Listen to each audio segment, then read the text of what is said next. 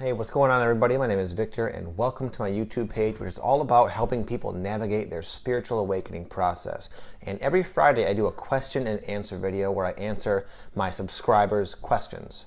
How do I awaken my intuition? Or I think it was actually asked, how do I strengthen my intuition? So I just want to kind of give you an alternative perspective on the idea of strengthening your intuition. To strengthen your intuition is a little bit of a flawed way of looking at it, because your intuition is already at its strongest. Rather, it's not about strengthening it and building it like a muscle. It's more about allowing yourself to relax enough to actually hear and experience the intuitive impulses that you get. So it's more about how do I relax? How do I let go of all of the things that are in the way of my already awesomely functioning, strong intuition? And someone asked me to speak on couples waking up together, going through their ascension or their awakening process together. Is it possible? Does it happen? Yeah, it happens. It's happened to me, basically. I met my wife when I was about 20 years old or so, and I had already done a lot of inner work. I had been dealing with the overcoming of a lot of my an addiction I had. And we really, for normal human beings, have come a long way in our short life. And when we met, however, that's when more of our actual spiritual awakening started to unfold. And we awakened together at the same rate, thankfully, because now we're together and our bond is incredibly strong. We're very in sync, telepathic, very just in tune with one another, and our love has a greater depth than I could have ever imagined. However, with that said, that sounds nice and cozy, but there's a lot of work that went into achieving that. What's going to happen if you awaken with your loved one, your soulmate or whatever, a partner, you're going to trigger the crap out of each other. You guys are going to like have crazy blowout because you're going to lovingly reflect all of each other's issues in a big, very obvious, profound, sort of chaotic way. So there's a lot of stress and chaos and arguments and fights and blowouts on the road to where we are finally now. But that's a good thing. To have someone in your life that is going to be a big mirror for all of your issues, that's, even though it's a little bit annoying as you go through them very quickly, it's a good thing because you get through them very quickly. Rather than space them out your whole life, you have someone always there with you to reflect your ego whenever it's flaring up. And you'll do the same for them. And when the two egos clash, it's never pretty. But yes, you absolutely can awaken together. It accelerates the process for each of you. And it's a beautiful experience once you can get through it and then sink into your union together that you've created. Wanted to speak on one of my subscribers, a loyal fan. She mentioned to me that she has a dark, kind of like a scary energy, like almost like an entity, like a dark energetic entity hovering around her daughter and just kind of like wreaking havoc in their life. And naturally, she's a little bit worried and concerned about this sort of situation. And I wanted to say I've experienced this. It's very normal. When I first started waking up, I started having these really vividly frightening dreams where they weren't really even like dreams. It was like I was literally going somewhere, going to these other like demonic realms where these astral entities were literally like scaring the crap out of me, picking on me. And I would experience this in my normal day-to-day life. It seemed like I was being haunted. My house was haunted by these fucking like dark, scary ass entities that were made of seemingly pure evil. But I realized finally after a while, the way to diffuse that is to not give them any power. Because in my mind, I was newly waken up. I saw them as I'm being haunted. This is dark energy. This is negative astral beings trying to prevent my ascension. And you start to like think like that as if it's some sort of separate, scary thing that just randomly came into your life and is out to get you because you're you. Then you're going to experience it just that way. But it's not fundamentally empirically true. It's all it is. It's a mirror image of a fear that's coming up, and you're projecting it in that unique way because your higher self believes that to be the most efficient way for you to discover the source of it and finally let it go. So anytime you have any of these wild, scary, demonic type of experiences, for one, don't label it that way. That's a choice to do so. That's old school thinking that no longer applies, and it's not very useful. Take ownership of it. Say, okay, I put that there. it's a loving sign to me that there's something I'm carrying around that represents that dark energy. So where is this darkness coming from? And if you just reverse your perspective and start asking and inquiring into yourself, where is this coming from, then it will naturally come to light. And once you discover the source of the fear, no more negative energy, okay? Beating addictions. I know I mentioned that I was a heroin addict a few videos ago, and I've had a lot of comments of people confessing to me that they are battling with addictions, or they have battled with addictions. Addiction is just a big part of their life. And addiction is quite common among like light workers and indigo spirits, because we are born into this world with this alternative perspective and view on life, and we also have a greater depth of a soul memory of what it's like to be on the other side. So the contrast of this repressed memory that you might not be thinking about consciously, but it's there, a feeling. The contrast with how it was and how it now is in this dark place, cloaked in your ego. It's like too much to bear for a lot of people. It's super intense. We're very sensitive people. We feel our emotions intensely. We experience the darkness of life very intensely. And then if we just happen to stumble upon a substance that immediately nullifies all those emotions, then it's very hard to not become addicted to it. That's why I used heroin, because I was very sensitive, very empathic, very fucked up, all these issues. And once I used heroin, it was like, oh my God, this thing works. I felt free of all of my baggage. All of my burdens were just gone. So it's a very easy to get addicted. However, with that said, you're going to overcome the addiction upon your awakening. You're not going to awaken and still have this like fucking nasty habit, okay? And the best advice I could give you guys with your addiction is to not try to push it away or will it away. Rather, as I always say, and this might sound repetitive, but this is true, ask yourself, why do I have this addiction? Why am I manifesting this addiction? Why am I choosing to exhibit behaviors that lead to consequences that I don't prefer, that don't align with my higher aspirations? They're not grounded in my truth and where I want to go in life. They're a disruption, and so why do I keep doing it? And once you can find out why, and usually the why, it's not just one little simple thing or one little simple event. Usually it's a heavily layered, like energetic ball and chain we're carrying around, and you got to peel all those onions away. But as long as you start to peel those pieces of the onion back, you're on the road to eliminating your addiction. I know a lot of you guys want to go home. You have a sensing of where your home is, and you want to go back.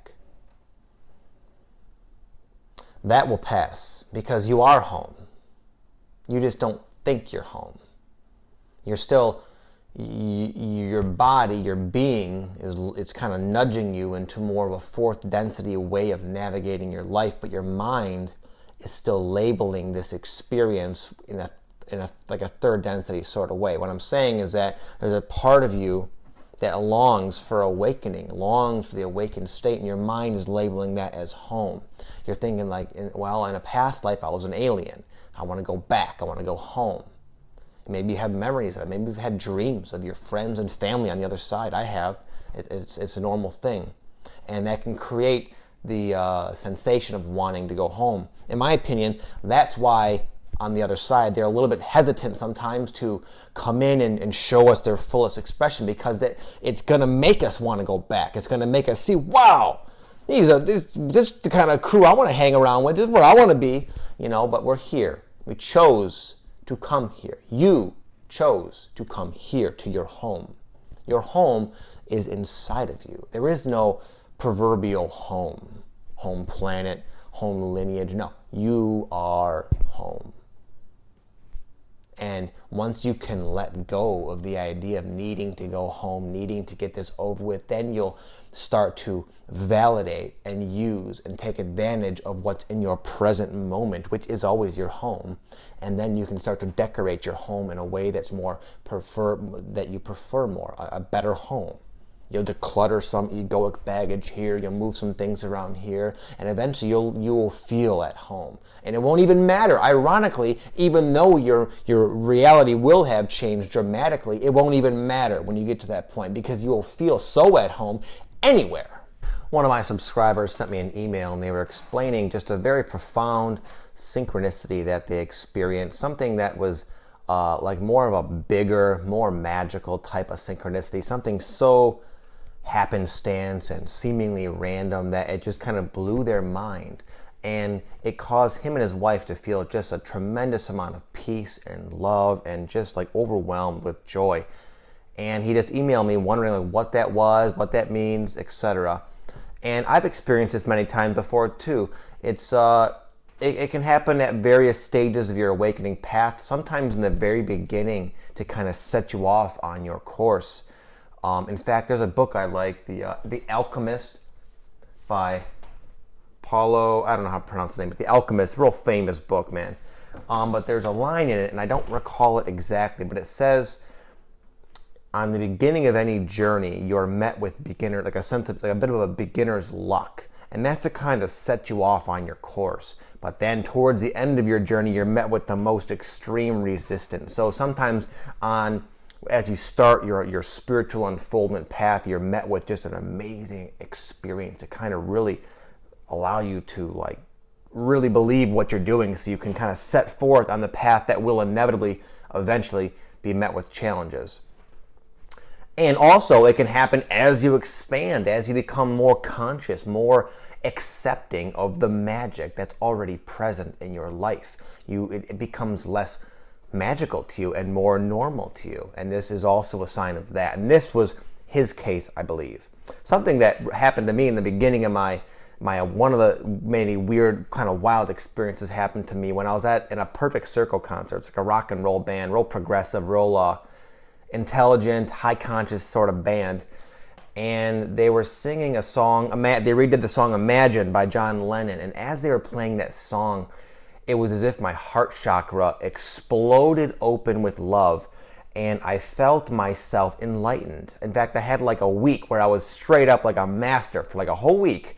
It went away, and then I went on my journey. But it was like such a profound, exhilarating experience where just an unimaginable amount of divine love just rushed through my heart out, and I can still remember it to this day. And we're given these beautiful experiences, for one, to let us know where we're heading. We're heading to a place where this degree of love is going to become present in our being on a more consistent basis. And it's kind of like to say, hey, don't give up. I know it's tough, because in order to get to that love, we have to get through our darkness. We have to let go of all of our baggage. So if that happens to you, just be happy, man. Enjoy it. You don't have to think too deeply into it. Just be very grateful. Don't get too attached to it, because oftentimes that precedes like another challenging time in your life, or it may not. But just enjoy it, man. It's a beautiful thing. It shows you're on the right path and you're growing. I hear from a lot of people, they talk about like there's a battle going on, a battle of good and evil, a battle of dark and light, and there's a big thing, and we better hope we win, that sort of thing. And everything is valid, everything is true, depending on your perspective. But that perspective of hoping for the best, hoping for the ideal outcome of this battle of good and evil, that is a 3D perspective. That is a human perspective of separation and looking at the world as something random and outside of themselves. That's a valid perspective. But if you're awakening, you're choosing to move into a more unified, collective perspective on things, which does not resist the darkness, does not hope to overcome it, beating it down, winning, so there's only light. There is no dark without light. It's all relative. It's a theory. Look up Einstein's A Theory of Relativity. They depend upon each other for each other's existence. There is no up without down. They are part of the same whole. Okay? So when you really start to wake up, you'll start to not resist the darkness, not hope it to go away. You will accept it. Accept it and appreciate the contrast that it offers you, so that you may experience the light more profoundly. I had a couple subscribers mention specific issues they were experiencing. One of them was a clenching of their jaw. They had a name for it, I forgot, but they were clenching of their jaw, and they said it was due to their repressed anger. Another person mentioned they have post-traumatic stress syndrome, severe anxiety, And they were kind of wondering how this correlates with the ascension process and what I think of it, what they should do. Now, I can't tell you what you should do about any particular specific problem. Those are things you'll have to kind of come to on your own. But oftentimes, as we are letting go and becoming aware of our inner baggage that's preventing this enlightened state, it will manifest in a physical, obvious, uncomfortable, undesirable sort of way so that we look at it, so that we address it. If we never had these like annoying symptoms, then we would just continue lugging this baggage around in this limited state of consciousness for who knows how long.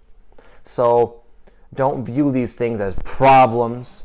View them as opportunities to grow, to learn, and to let go, and to expand.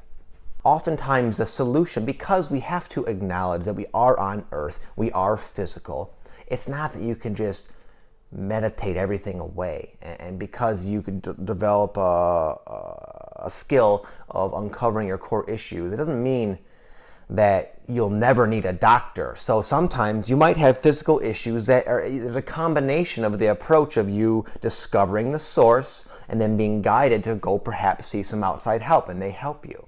But if you're just only going outside of yourself, not being, kind of remaining afraid to look within, then you're not going to really address the problem. The doctor might do a decent job of patching it up, giving you a little bit of a band-aid, but eventually it's going to come back. Maybe not in that same manifestation. Maybe your higher self will use a different uncomfortable, just as annoying symptom. But so you want to kind of have a twofold approach. Always listen to your gut. Never just think that you can just meditate everything away. Okay? And most importantly, look at these things as opportunities. That shifts your whole perspective. It shifts your energy. It keeps your vibration high. And it sends a different signal into the cosmos that I want to address this, rather than I wish this wasn't happening to me. This is awful. Because that just says, bring it on. I want more of this, is what you're saying when you do that. Someone asked me what the difference between a soulmate and a twin flame is. Now, again, this is not the level of my expertise, but from my understanding, these terms are really just a matter of perspective, because they are, in a sense, one and the same. Because you are your soul, you are all that is. On one level, that's the highest level of consciousness. You are all that is, and you experience yourself as all that is, and can actually be managing everything that's going on at once. But as we trickle down, into all that is, then there's like the oversoul, then there's the soul, and there's soul families. All these different ways and different perspectives of the same thing, essentially. But for argument's sake, just to kind of somewhat answer your question in kind of a practical way, looking at it from our current perspective, where we're like in between third density and fourth density, you could look at, again, just for conversation's sake, a twin flame is more closely, intimately another aspect of yourself, whereas soulmates are part of your grand soul family. So they're more like other beings who you happen to like to come to Earth with and incarnate with and go to other lives with and other planets as other creatures, I imagine. But you just have like a big crew, a big group of friends and guides and soulmates. You're a part of a big family, and you come in together, and you tend to meet each other in your lifetimes and help each other grow and take on various roles. Sometimes you might come in and be the daughter. Another time you might come in and be the father. It's really a game you play with your friends in these lives, essentially. But your twin flame is more like your better half, your other half, where you as a soul split yourself and go in as two separate people. Really, you're one thing, but temporarily you have the experience as two separate people, and sometimes people can meet. Now, a lot of people are really like, well, I want to meet my twin flame. I think I met my twin flame. There's a lot of like this going on, and it's more of a matter of relevance. It's not everyone's ideal scenario to meet their twin flame. Not that you shouldn't or it's bad. It's kind of like we start to come into an understanding of how things are, many of our abilities, and we kind of, our brain, our 3D limited brain, still a little bit cut off from its soul self, wants all these things. I want to find my alien family lineage. I want to know about all my past lives, which there's thousands. All these things we think we want, but really, we just have to walk our path. What we really want only is alignment. Alignment with ourselves, alignment with our path. So you might think you want to find your twin flame, but that might be like not part of your path that you laid out for yourself. And that doesn't matter because you don't really feel bad about that. You only think you do. You're only creating the illusion that because you're in absence of your twin flame and you've decided now that that's important to you, you're creating stress. But if you just let go and fall into your own alignment, you will feel good. What you really want, again, is to feel good. You've just labeled the idea of acquiring your twin flame as a means of feeling good. But that's just your mind's tangent-based nature of projecting things into the future. Whether if you just kind of, again, relax, let go, and just allow your life to unfold. Put one step in front of the other. You will be led to the state of being that you really want. Someone asked me how it's going to look when we ascend. And that is something that I hope you don't listen to anybody. I can't tell you that. No one can tell you that. There's people who talk about it. Some people channel like extraterrestrials. And in fact, believe it or not, I sort of am doing that in a sense. It's I channel my higher self when I make these videos. And there's this beginning to be kind of an inkling of a presence of like an ET civilization that's like using me as a conduit right now. Take that for what you will. I don't care if you believe that or not. That's just my sensing. But there are people who are really clear channels, like Daryl Anka and Brad, what's his name? Brad something channels Adronis. Daryl Anka channels Bashar. These are Abraham.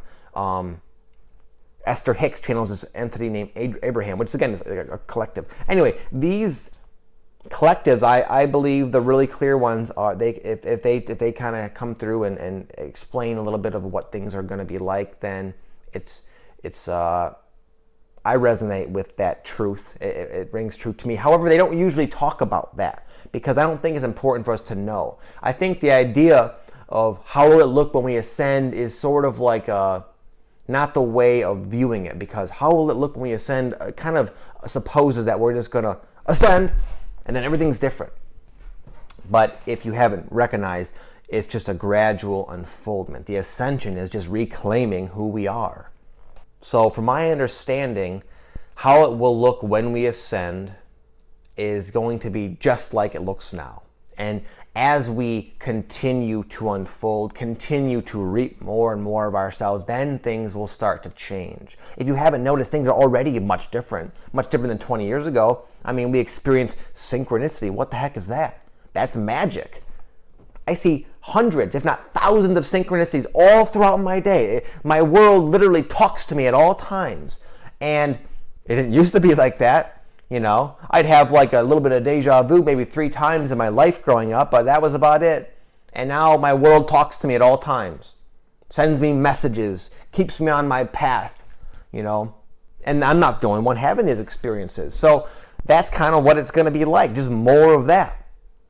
More flow, more synchronicity, more of these like abnormal, extraordinary abilities like channeling. The idea of channeling, you know, communicating with our guides or our soul family through our dreams in our present state, hearing voices, telepathic communications, all these different things are germane to where we are kind of now. The potential to experience these things is right now. And I'm not just saying that like the eternal now, I'm saying right now on Earth. The energies have raised sufficiently to where you can tap in and have these experiences at this moment. And that's what you're all learning to do. You're learning to tune into these things, tune into these frequencies. The frequencies are here. It's just we got to become better conduits for them. And the way to do that is to allow yourself to fall into your own alignment. I've been asked more than one time, how can I channel? They see these really powerful channelers out there like Bashar and Adronis and Abraham, and they want to channel.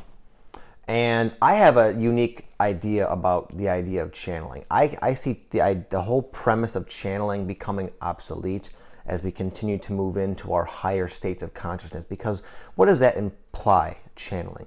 Channeling implies that we're this little old, separate, limited self, and we have this massive oversoul, higher self, etc., and or other beings even that are separate from us, and we allow them to come through and deliver these profound messages. What we're heading into is a perpetual chronic state of channeling. We are merging, we are becoming the expression of our fullest, highest self. This shift is massive. It's so paradigm shattering that it transcends the idea of things like channeling, which is a miracle in and of itself. You're becoming all that is. You're becoming your fullest self, which will make the idea of channeling unnecessary and obsolete, a definition that no longer has relevance in our state of consciousness, because again, we're always channeling. And when you guys feel in the flow, in harmony, in sync, in alignment, you're channeling. When you're doing what you love and you're filled with that enthusiasm, that passion, and the time just escapes you, and you lose track of time, and you're just so in the moment, so immersed in what you're doing, feeling the flow, and there's synchronicity happening, you're channeling. That's channeling. And the way you channel is to get into alignment. The potential to always channel is always there. It's right here, right now, with you, right this very second. You don't need to do anything to channel except tune in to yourself. But, of course, that's the whole path we're on. We're learning how to tune into ourselves. Easier said than done. We have a lot of baggage that interferes with that clear state of channeling. But by your crazy life transformational experiences and your awakening journey, you're being coaxed into alignment.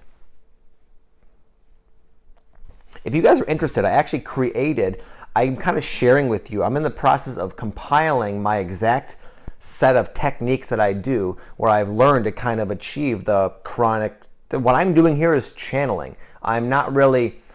That's why people like it. It's not that they like me and I'm explaining things that I've learned and I've read, and in my 31 years of wisdom, here it is. No, I've learned how to tune into myself and let go enough and align with my higher self that this shit just comes out of me. I don't plan for it. I don't think about what I'm going to say. It just comes. In fact, I hold back a lot, because if I was to really let it come through the way it wants to, you guys wouldn't even recognize what's happening. It's so forceful and so, it comes out a little weird almost. And I don't want to put that out there, because I think a lot of people resonate with this level that I'm allowing to come through, because it's somewhat grounded, in like normal reality. But the potential to allow this forceful me come through is there. And anyway, I've put together a set of techniques that I do personally before I do every video, and I do it every day, and it allows me to stay in this channeling state almost at all times. I would say about 80-90% of the time I'm in this state of channeling. And by definition, by being in alignment, I'm in the flow. I feel great. Things are going good in my life. I have all these amazing things happening. I'm not so bogged down with the manifestation of being out of alignment. Out of alignment feels awful. That's when we have the problems of stress. So if you guys are interested in this, it's not quite done yet. It's a routine that involves a lot of different things that are within my earthly skill sets, like bioenergetics, kundalini yoga, stillness meditation, charged affirmations, this little routine I do. And again, I'm going to make it into a thing you guys can buy if you want. I'm going to leave a link down below. You can just check it out. If you want to learn how to channel yourself the way I do, then that's exactly how I do it. Because I wasn't always like this. I was a mess, just like a lot of you guys. No offense, meaning I was battered around by the energies, big time. But I learned, I had the awakening one time, and I discovered that, you know what? I'm only experiencing the stress and the chaos when out of alignment. So I made it my mission, my intention, to learn how to cultivate the state of alignment and then maintain it. And that's exactly what I'm going to teach you guys to do if you're interested.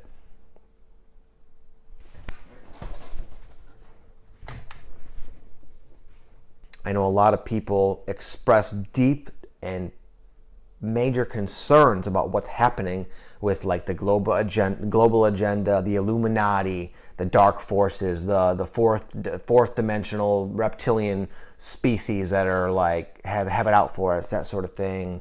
The corporations, the banks, the governments, all that kind of thing, the mass media. I can't tell you not to like focus on that stuff, because there was a point in my journey where I was very obsessed with all that stuff. I have like all David Icke's books. I read through all those. I was like very well, I watched several documentaries. I just kind of like embedded myself in that world for a long time until I realized the futility and the consequences of choosing to focus on darkness, on negativity. Within our world, within our potential experience we have, there's a million different, infinite amount of ways you can experience yourself, your life, your journey, your transition. And if you choose to continue to always focus on what they are doing, you're kind of preventing your full state of consciousness from being downloaded to you. Because what does that suppose? That suppose you're just a pawn or a potential victim of the random shit that they're doing to you, that you better watch out because they may come at you. They're doing this, and now we're stuck. Now this is awful, and this is happening, and they're doing this, and I'm being affected by it because I have no choice. They're too big. They're too great of a force. They're keeping everybody under control, and I'm just going to do the best I can to trudge through. That's one way of experiencing that. The way I choose to is to ignore that. Not bury my head in the sand. I'm fully aware of that, the existence of all that. But I've learned that I don't have to focus on that. And therefore, I'm never alerted of what they're doing, and therefore I don't experience the effects of what they're doing. Someone mentioned specifically that, well, there's been a dark portal that opened, and now all this dark energy is coming in and messing everybody up. Well, if you choose to buy into that, you will experience the effects of what you viewed. Just as if you continually watch the mainstream news, you're going to live in fear. You're going to think that at any time your children can be kidnapped from your front lawn, that you could get into a vicious car accident because there are drunk drivers all over the place, texting, all these vicious accidents, random crazy murderers on the loose. What do you feel like?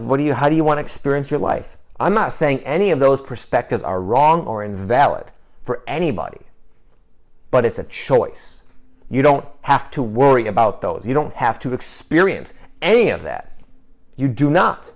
So I just invite you to consider the possibility that maybe it's counterproductive to continue to worry about what they are doing. Rather, if you don't like what they're doing, awaken and then do something positive. Awaken yourself so your purpose can emerge, and then work at that positive, helpful purpose that is coming from a state of unity and love and compassionate and mindfulness of the whole.